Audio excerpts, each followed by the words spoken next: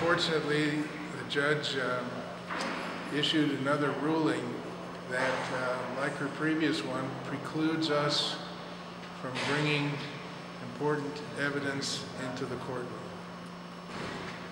It's terribly disappointing. You know, first she issued a summary judgment motion saying that our principled positions in this case were not worth the court's time to hear.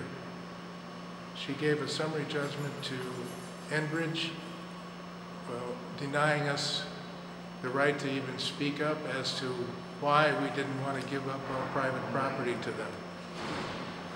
I found that to be really troublesome since we were the defendants. Enbridge sued us. We didn't want to be here. They sued us, and then they took away from us, with the judge's assistance, the ability to speak as to why we were opposed to this taking of our land. Now, today, that left, you know, then that meant that we would have to appeal that. But in North Dakota rules, you can't appeal a partial judgment, a partial order. And she gave Enbridge the merits, but she said we still have to argue about the dollar value of this taking of Botsford's land. So that's why we're here today, is to put that last piece in the trial court puzzle of the valuation of what they're taking from us, so that then we would be able to appeal on that, but more importantly on the merits, the eminent domain abuse in particular.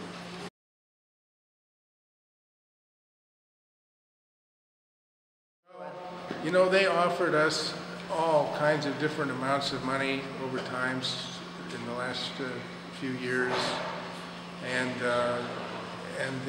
as the Grand Forks Herald's story showed on Sunday, one of their offers that is actually filed with the court was $38,000, and I don't want their money, but I sure would like to.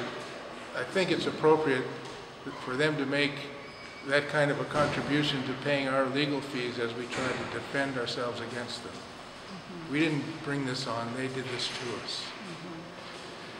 So we were hopeful that at least an offer that they made would be accepted by the court, so there'd be something there to help defray the out-of-pocket costs of all of this to us, my wife and I. They used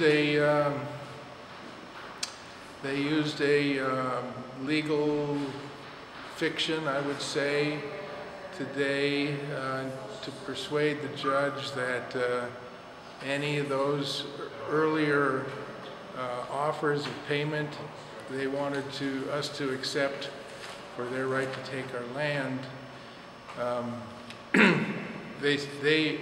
they persuaded the judge that none of those should be admitted into court today. They said those were part of negotiated settlement proceedings, you know, during litigation or anticipation of litigation. But in fact, they were independent offers, just like they made to every other landowner along the proposed route. They got the same kind of offers in the mail, the same financial worksheets, similar amounts, I'm told.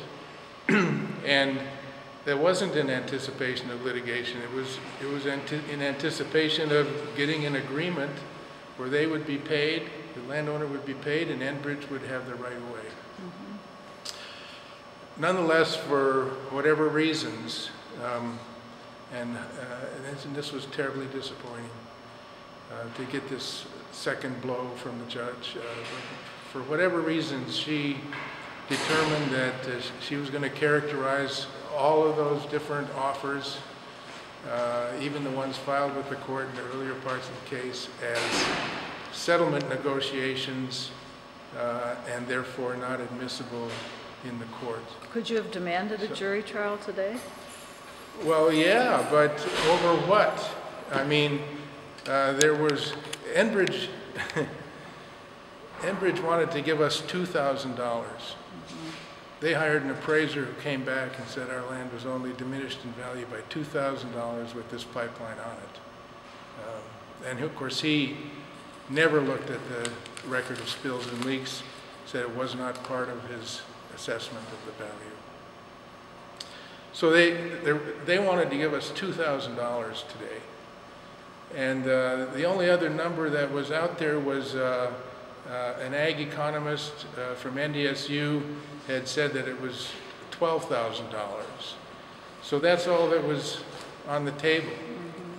And I just, you know, we just said, we don't think it's right that she denied us the ability to put these other offers in. So let's just end this little damages dance for the day so that we can move on and file an appeal over the substantive issues as well as this sort of gagging of our ability to use Enbridge's own offers in our defense.